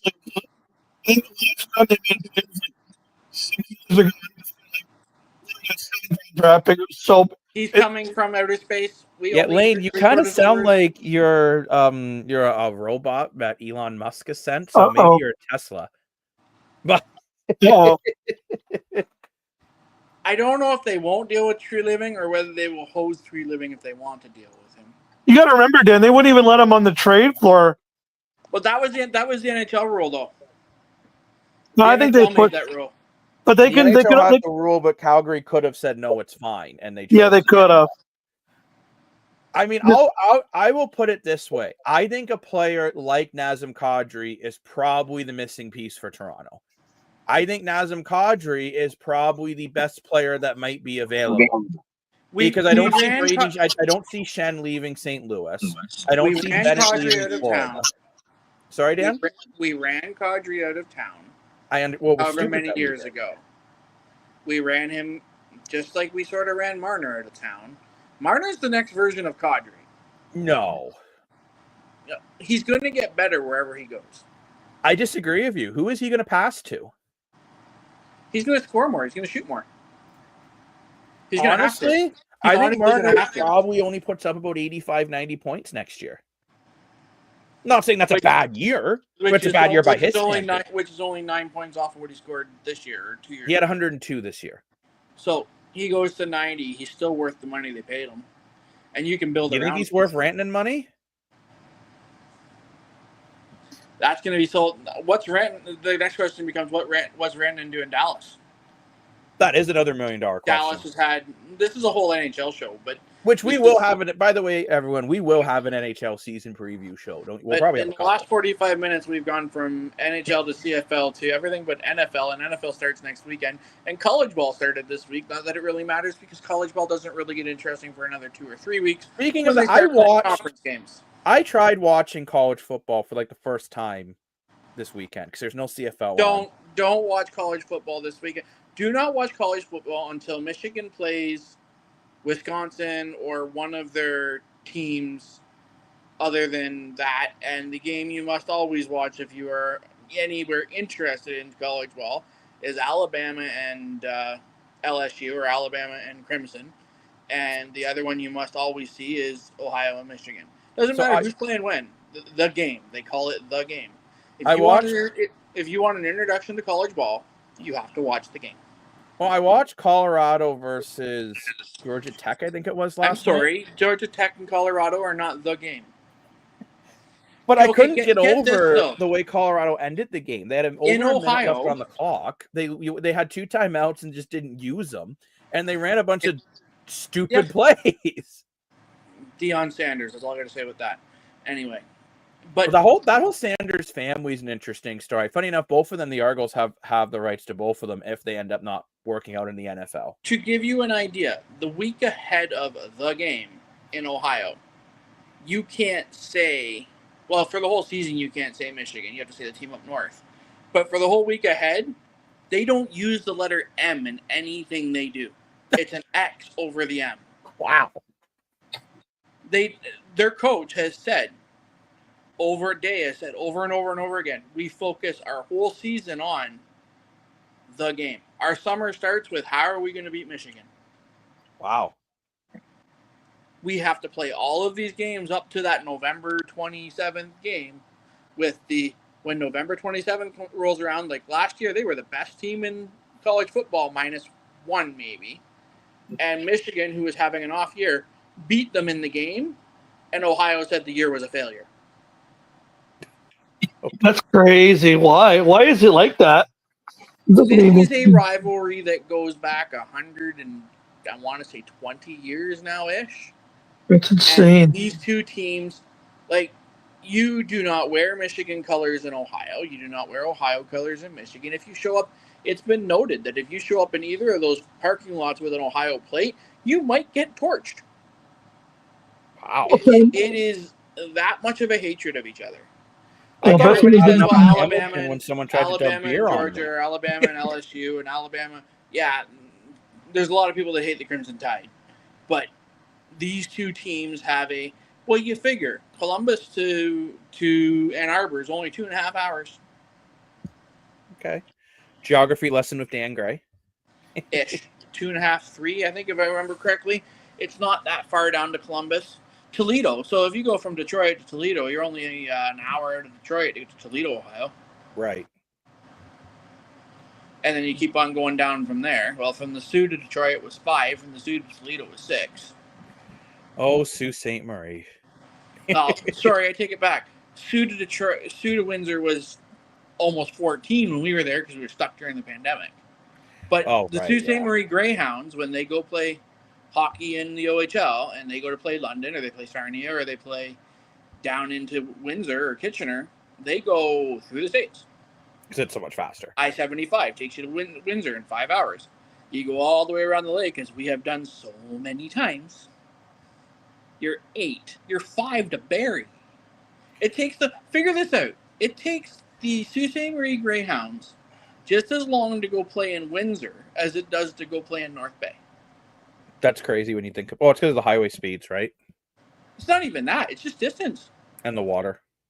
Yeah, Yeah, because you think about it, it would take us long to play the Barrie Colts as it would to play like the Windsor Spitfires.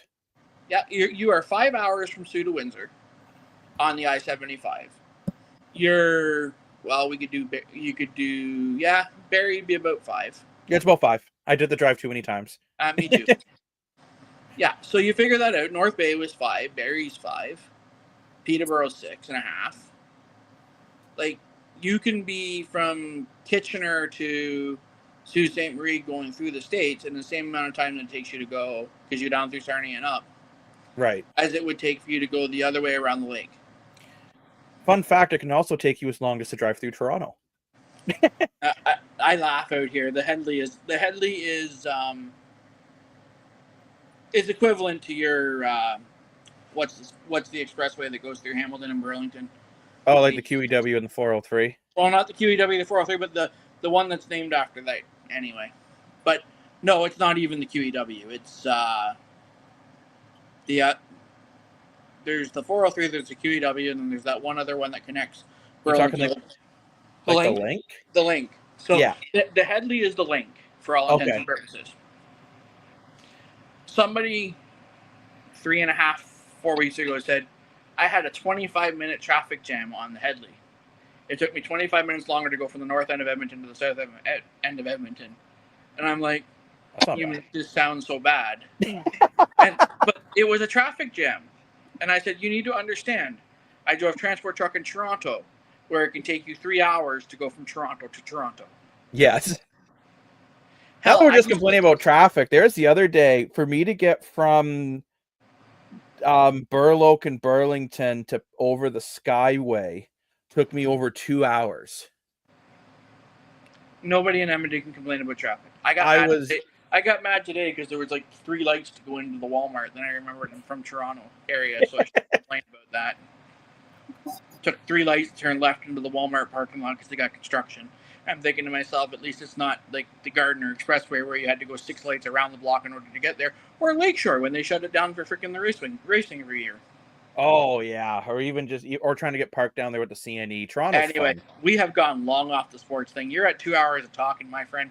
I gotta bail on you anyway. So yeah, I was just about to say, I think it is time that we wrap up the show for tonight. But thank you both to Dan Gray and Lane Dashing-Dashco for joining me on my 2-hour adventure. I want to thank all the viewers at home for tuning in. Lots of comments in the comment section. And as a reminder too, the CFL Fights Cancer Walk is afoot. Get it, afoot. Today they walked from Port Credit to Bronte Go. So they are accepting donations at CFL Fans Fight Cancer website. You just follow the donation link. The effect of it's a rolling or something. Yeah. It's faster when you roll, but then tomorrow, they will be walking from Oakville, Burlington area into Hamilton. So on Monday they just have to walk to the. Don't be pedantic. See what I did there? Haha. But thank you very much, everyone, for joining the show. Thank you for watching. We will be back tomorrow for previewing the first game of the Labor Day weekend. Plus, I may try to jump on before the Jays game to have a quick little preview for the Jays. Lane is so upset that I'm wrapping up the show. We just left, but that's okay. Thank you very much, Dan, for joining. We'll talk soon. Have a good one. You as well, good sir. And thank you to all the viewers at home. Thank you, Lane Dashing Dashko, who has managed to get back on the island, but the boat is now leaving the island. So thanks, Lane, for joining. No problem, boss. And we'll see everyone tomorrow for potentially a Jays preview, but definitely more Labor Day weekend excitement. See you guys later.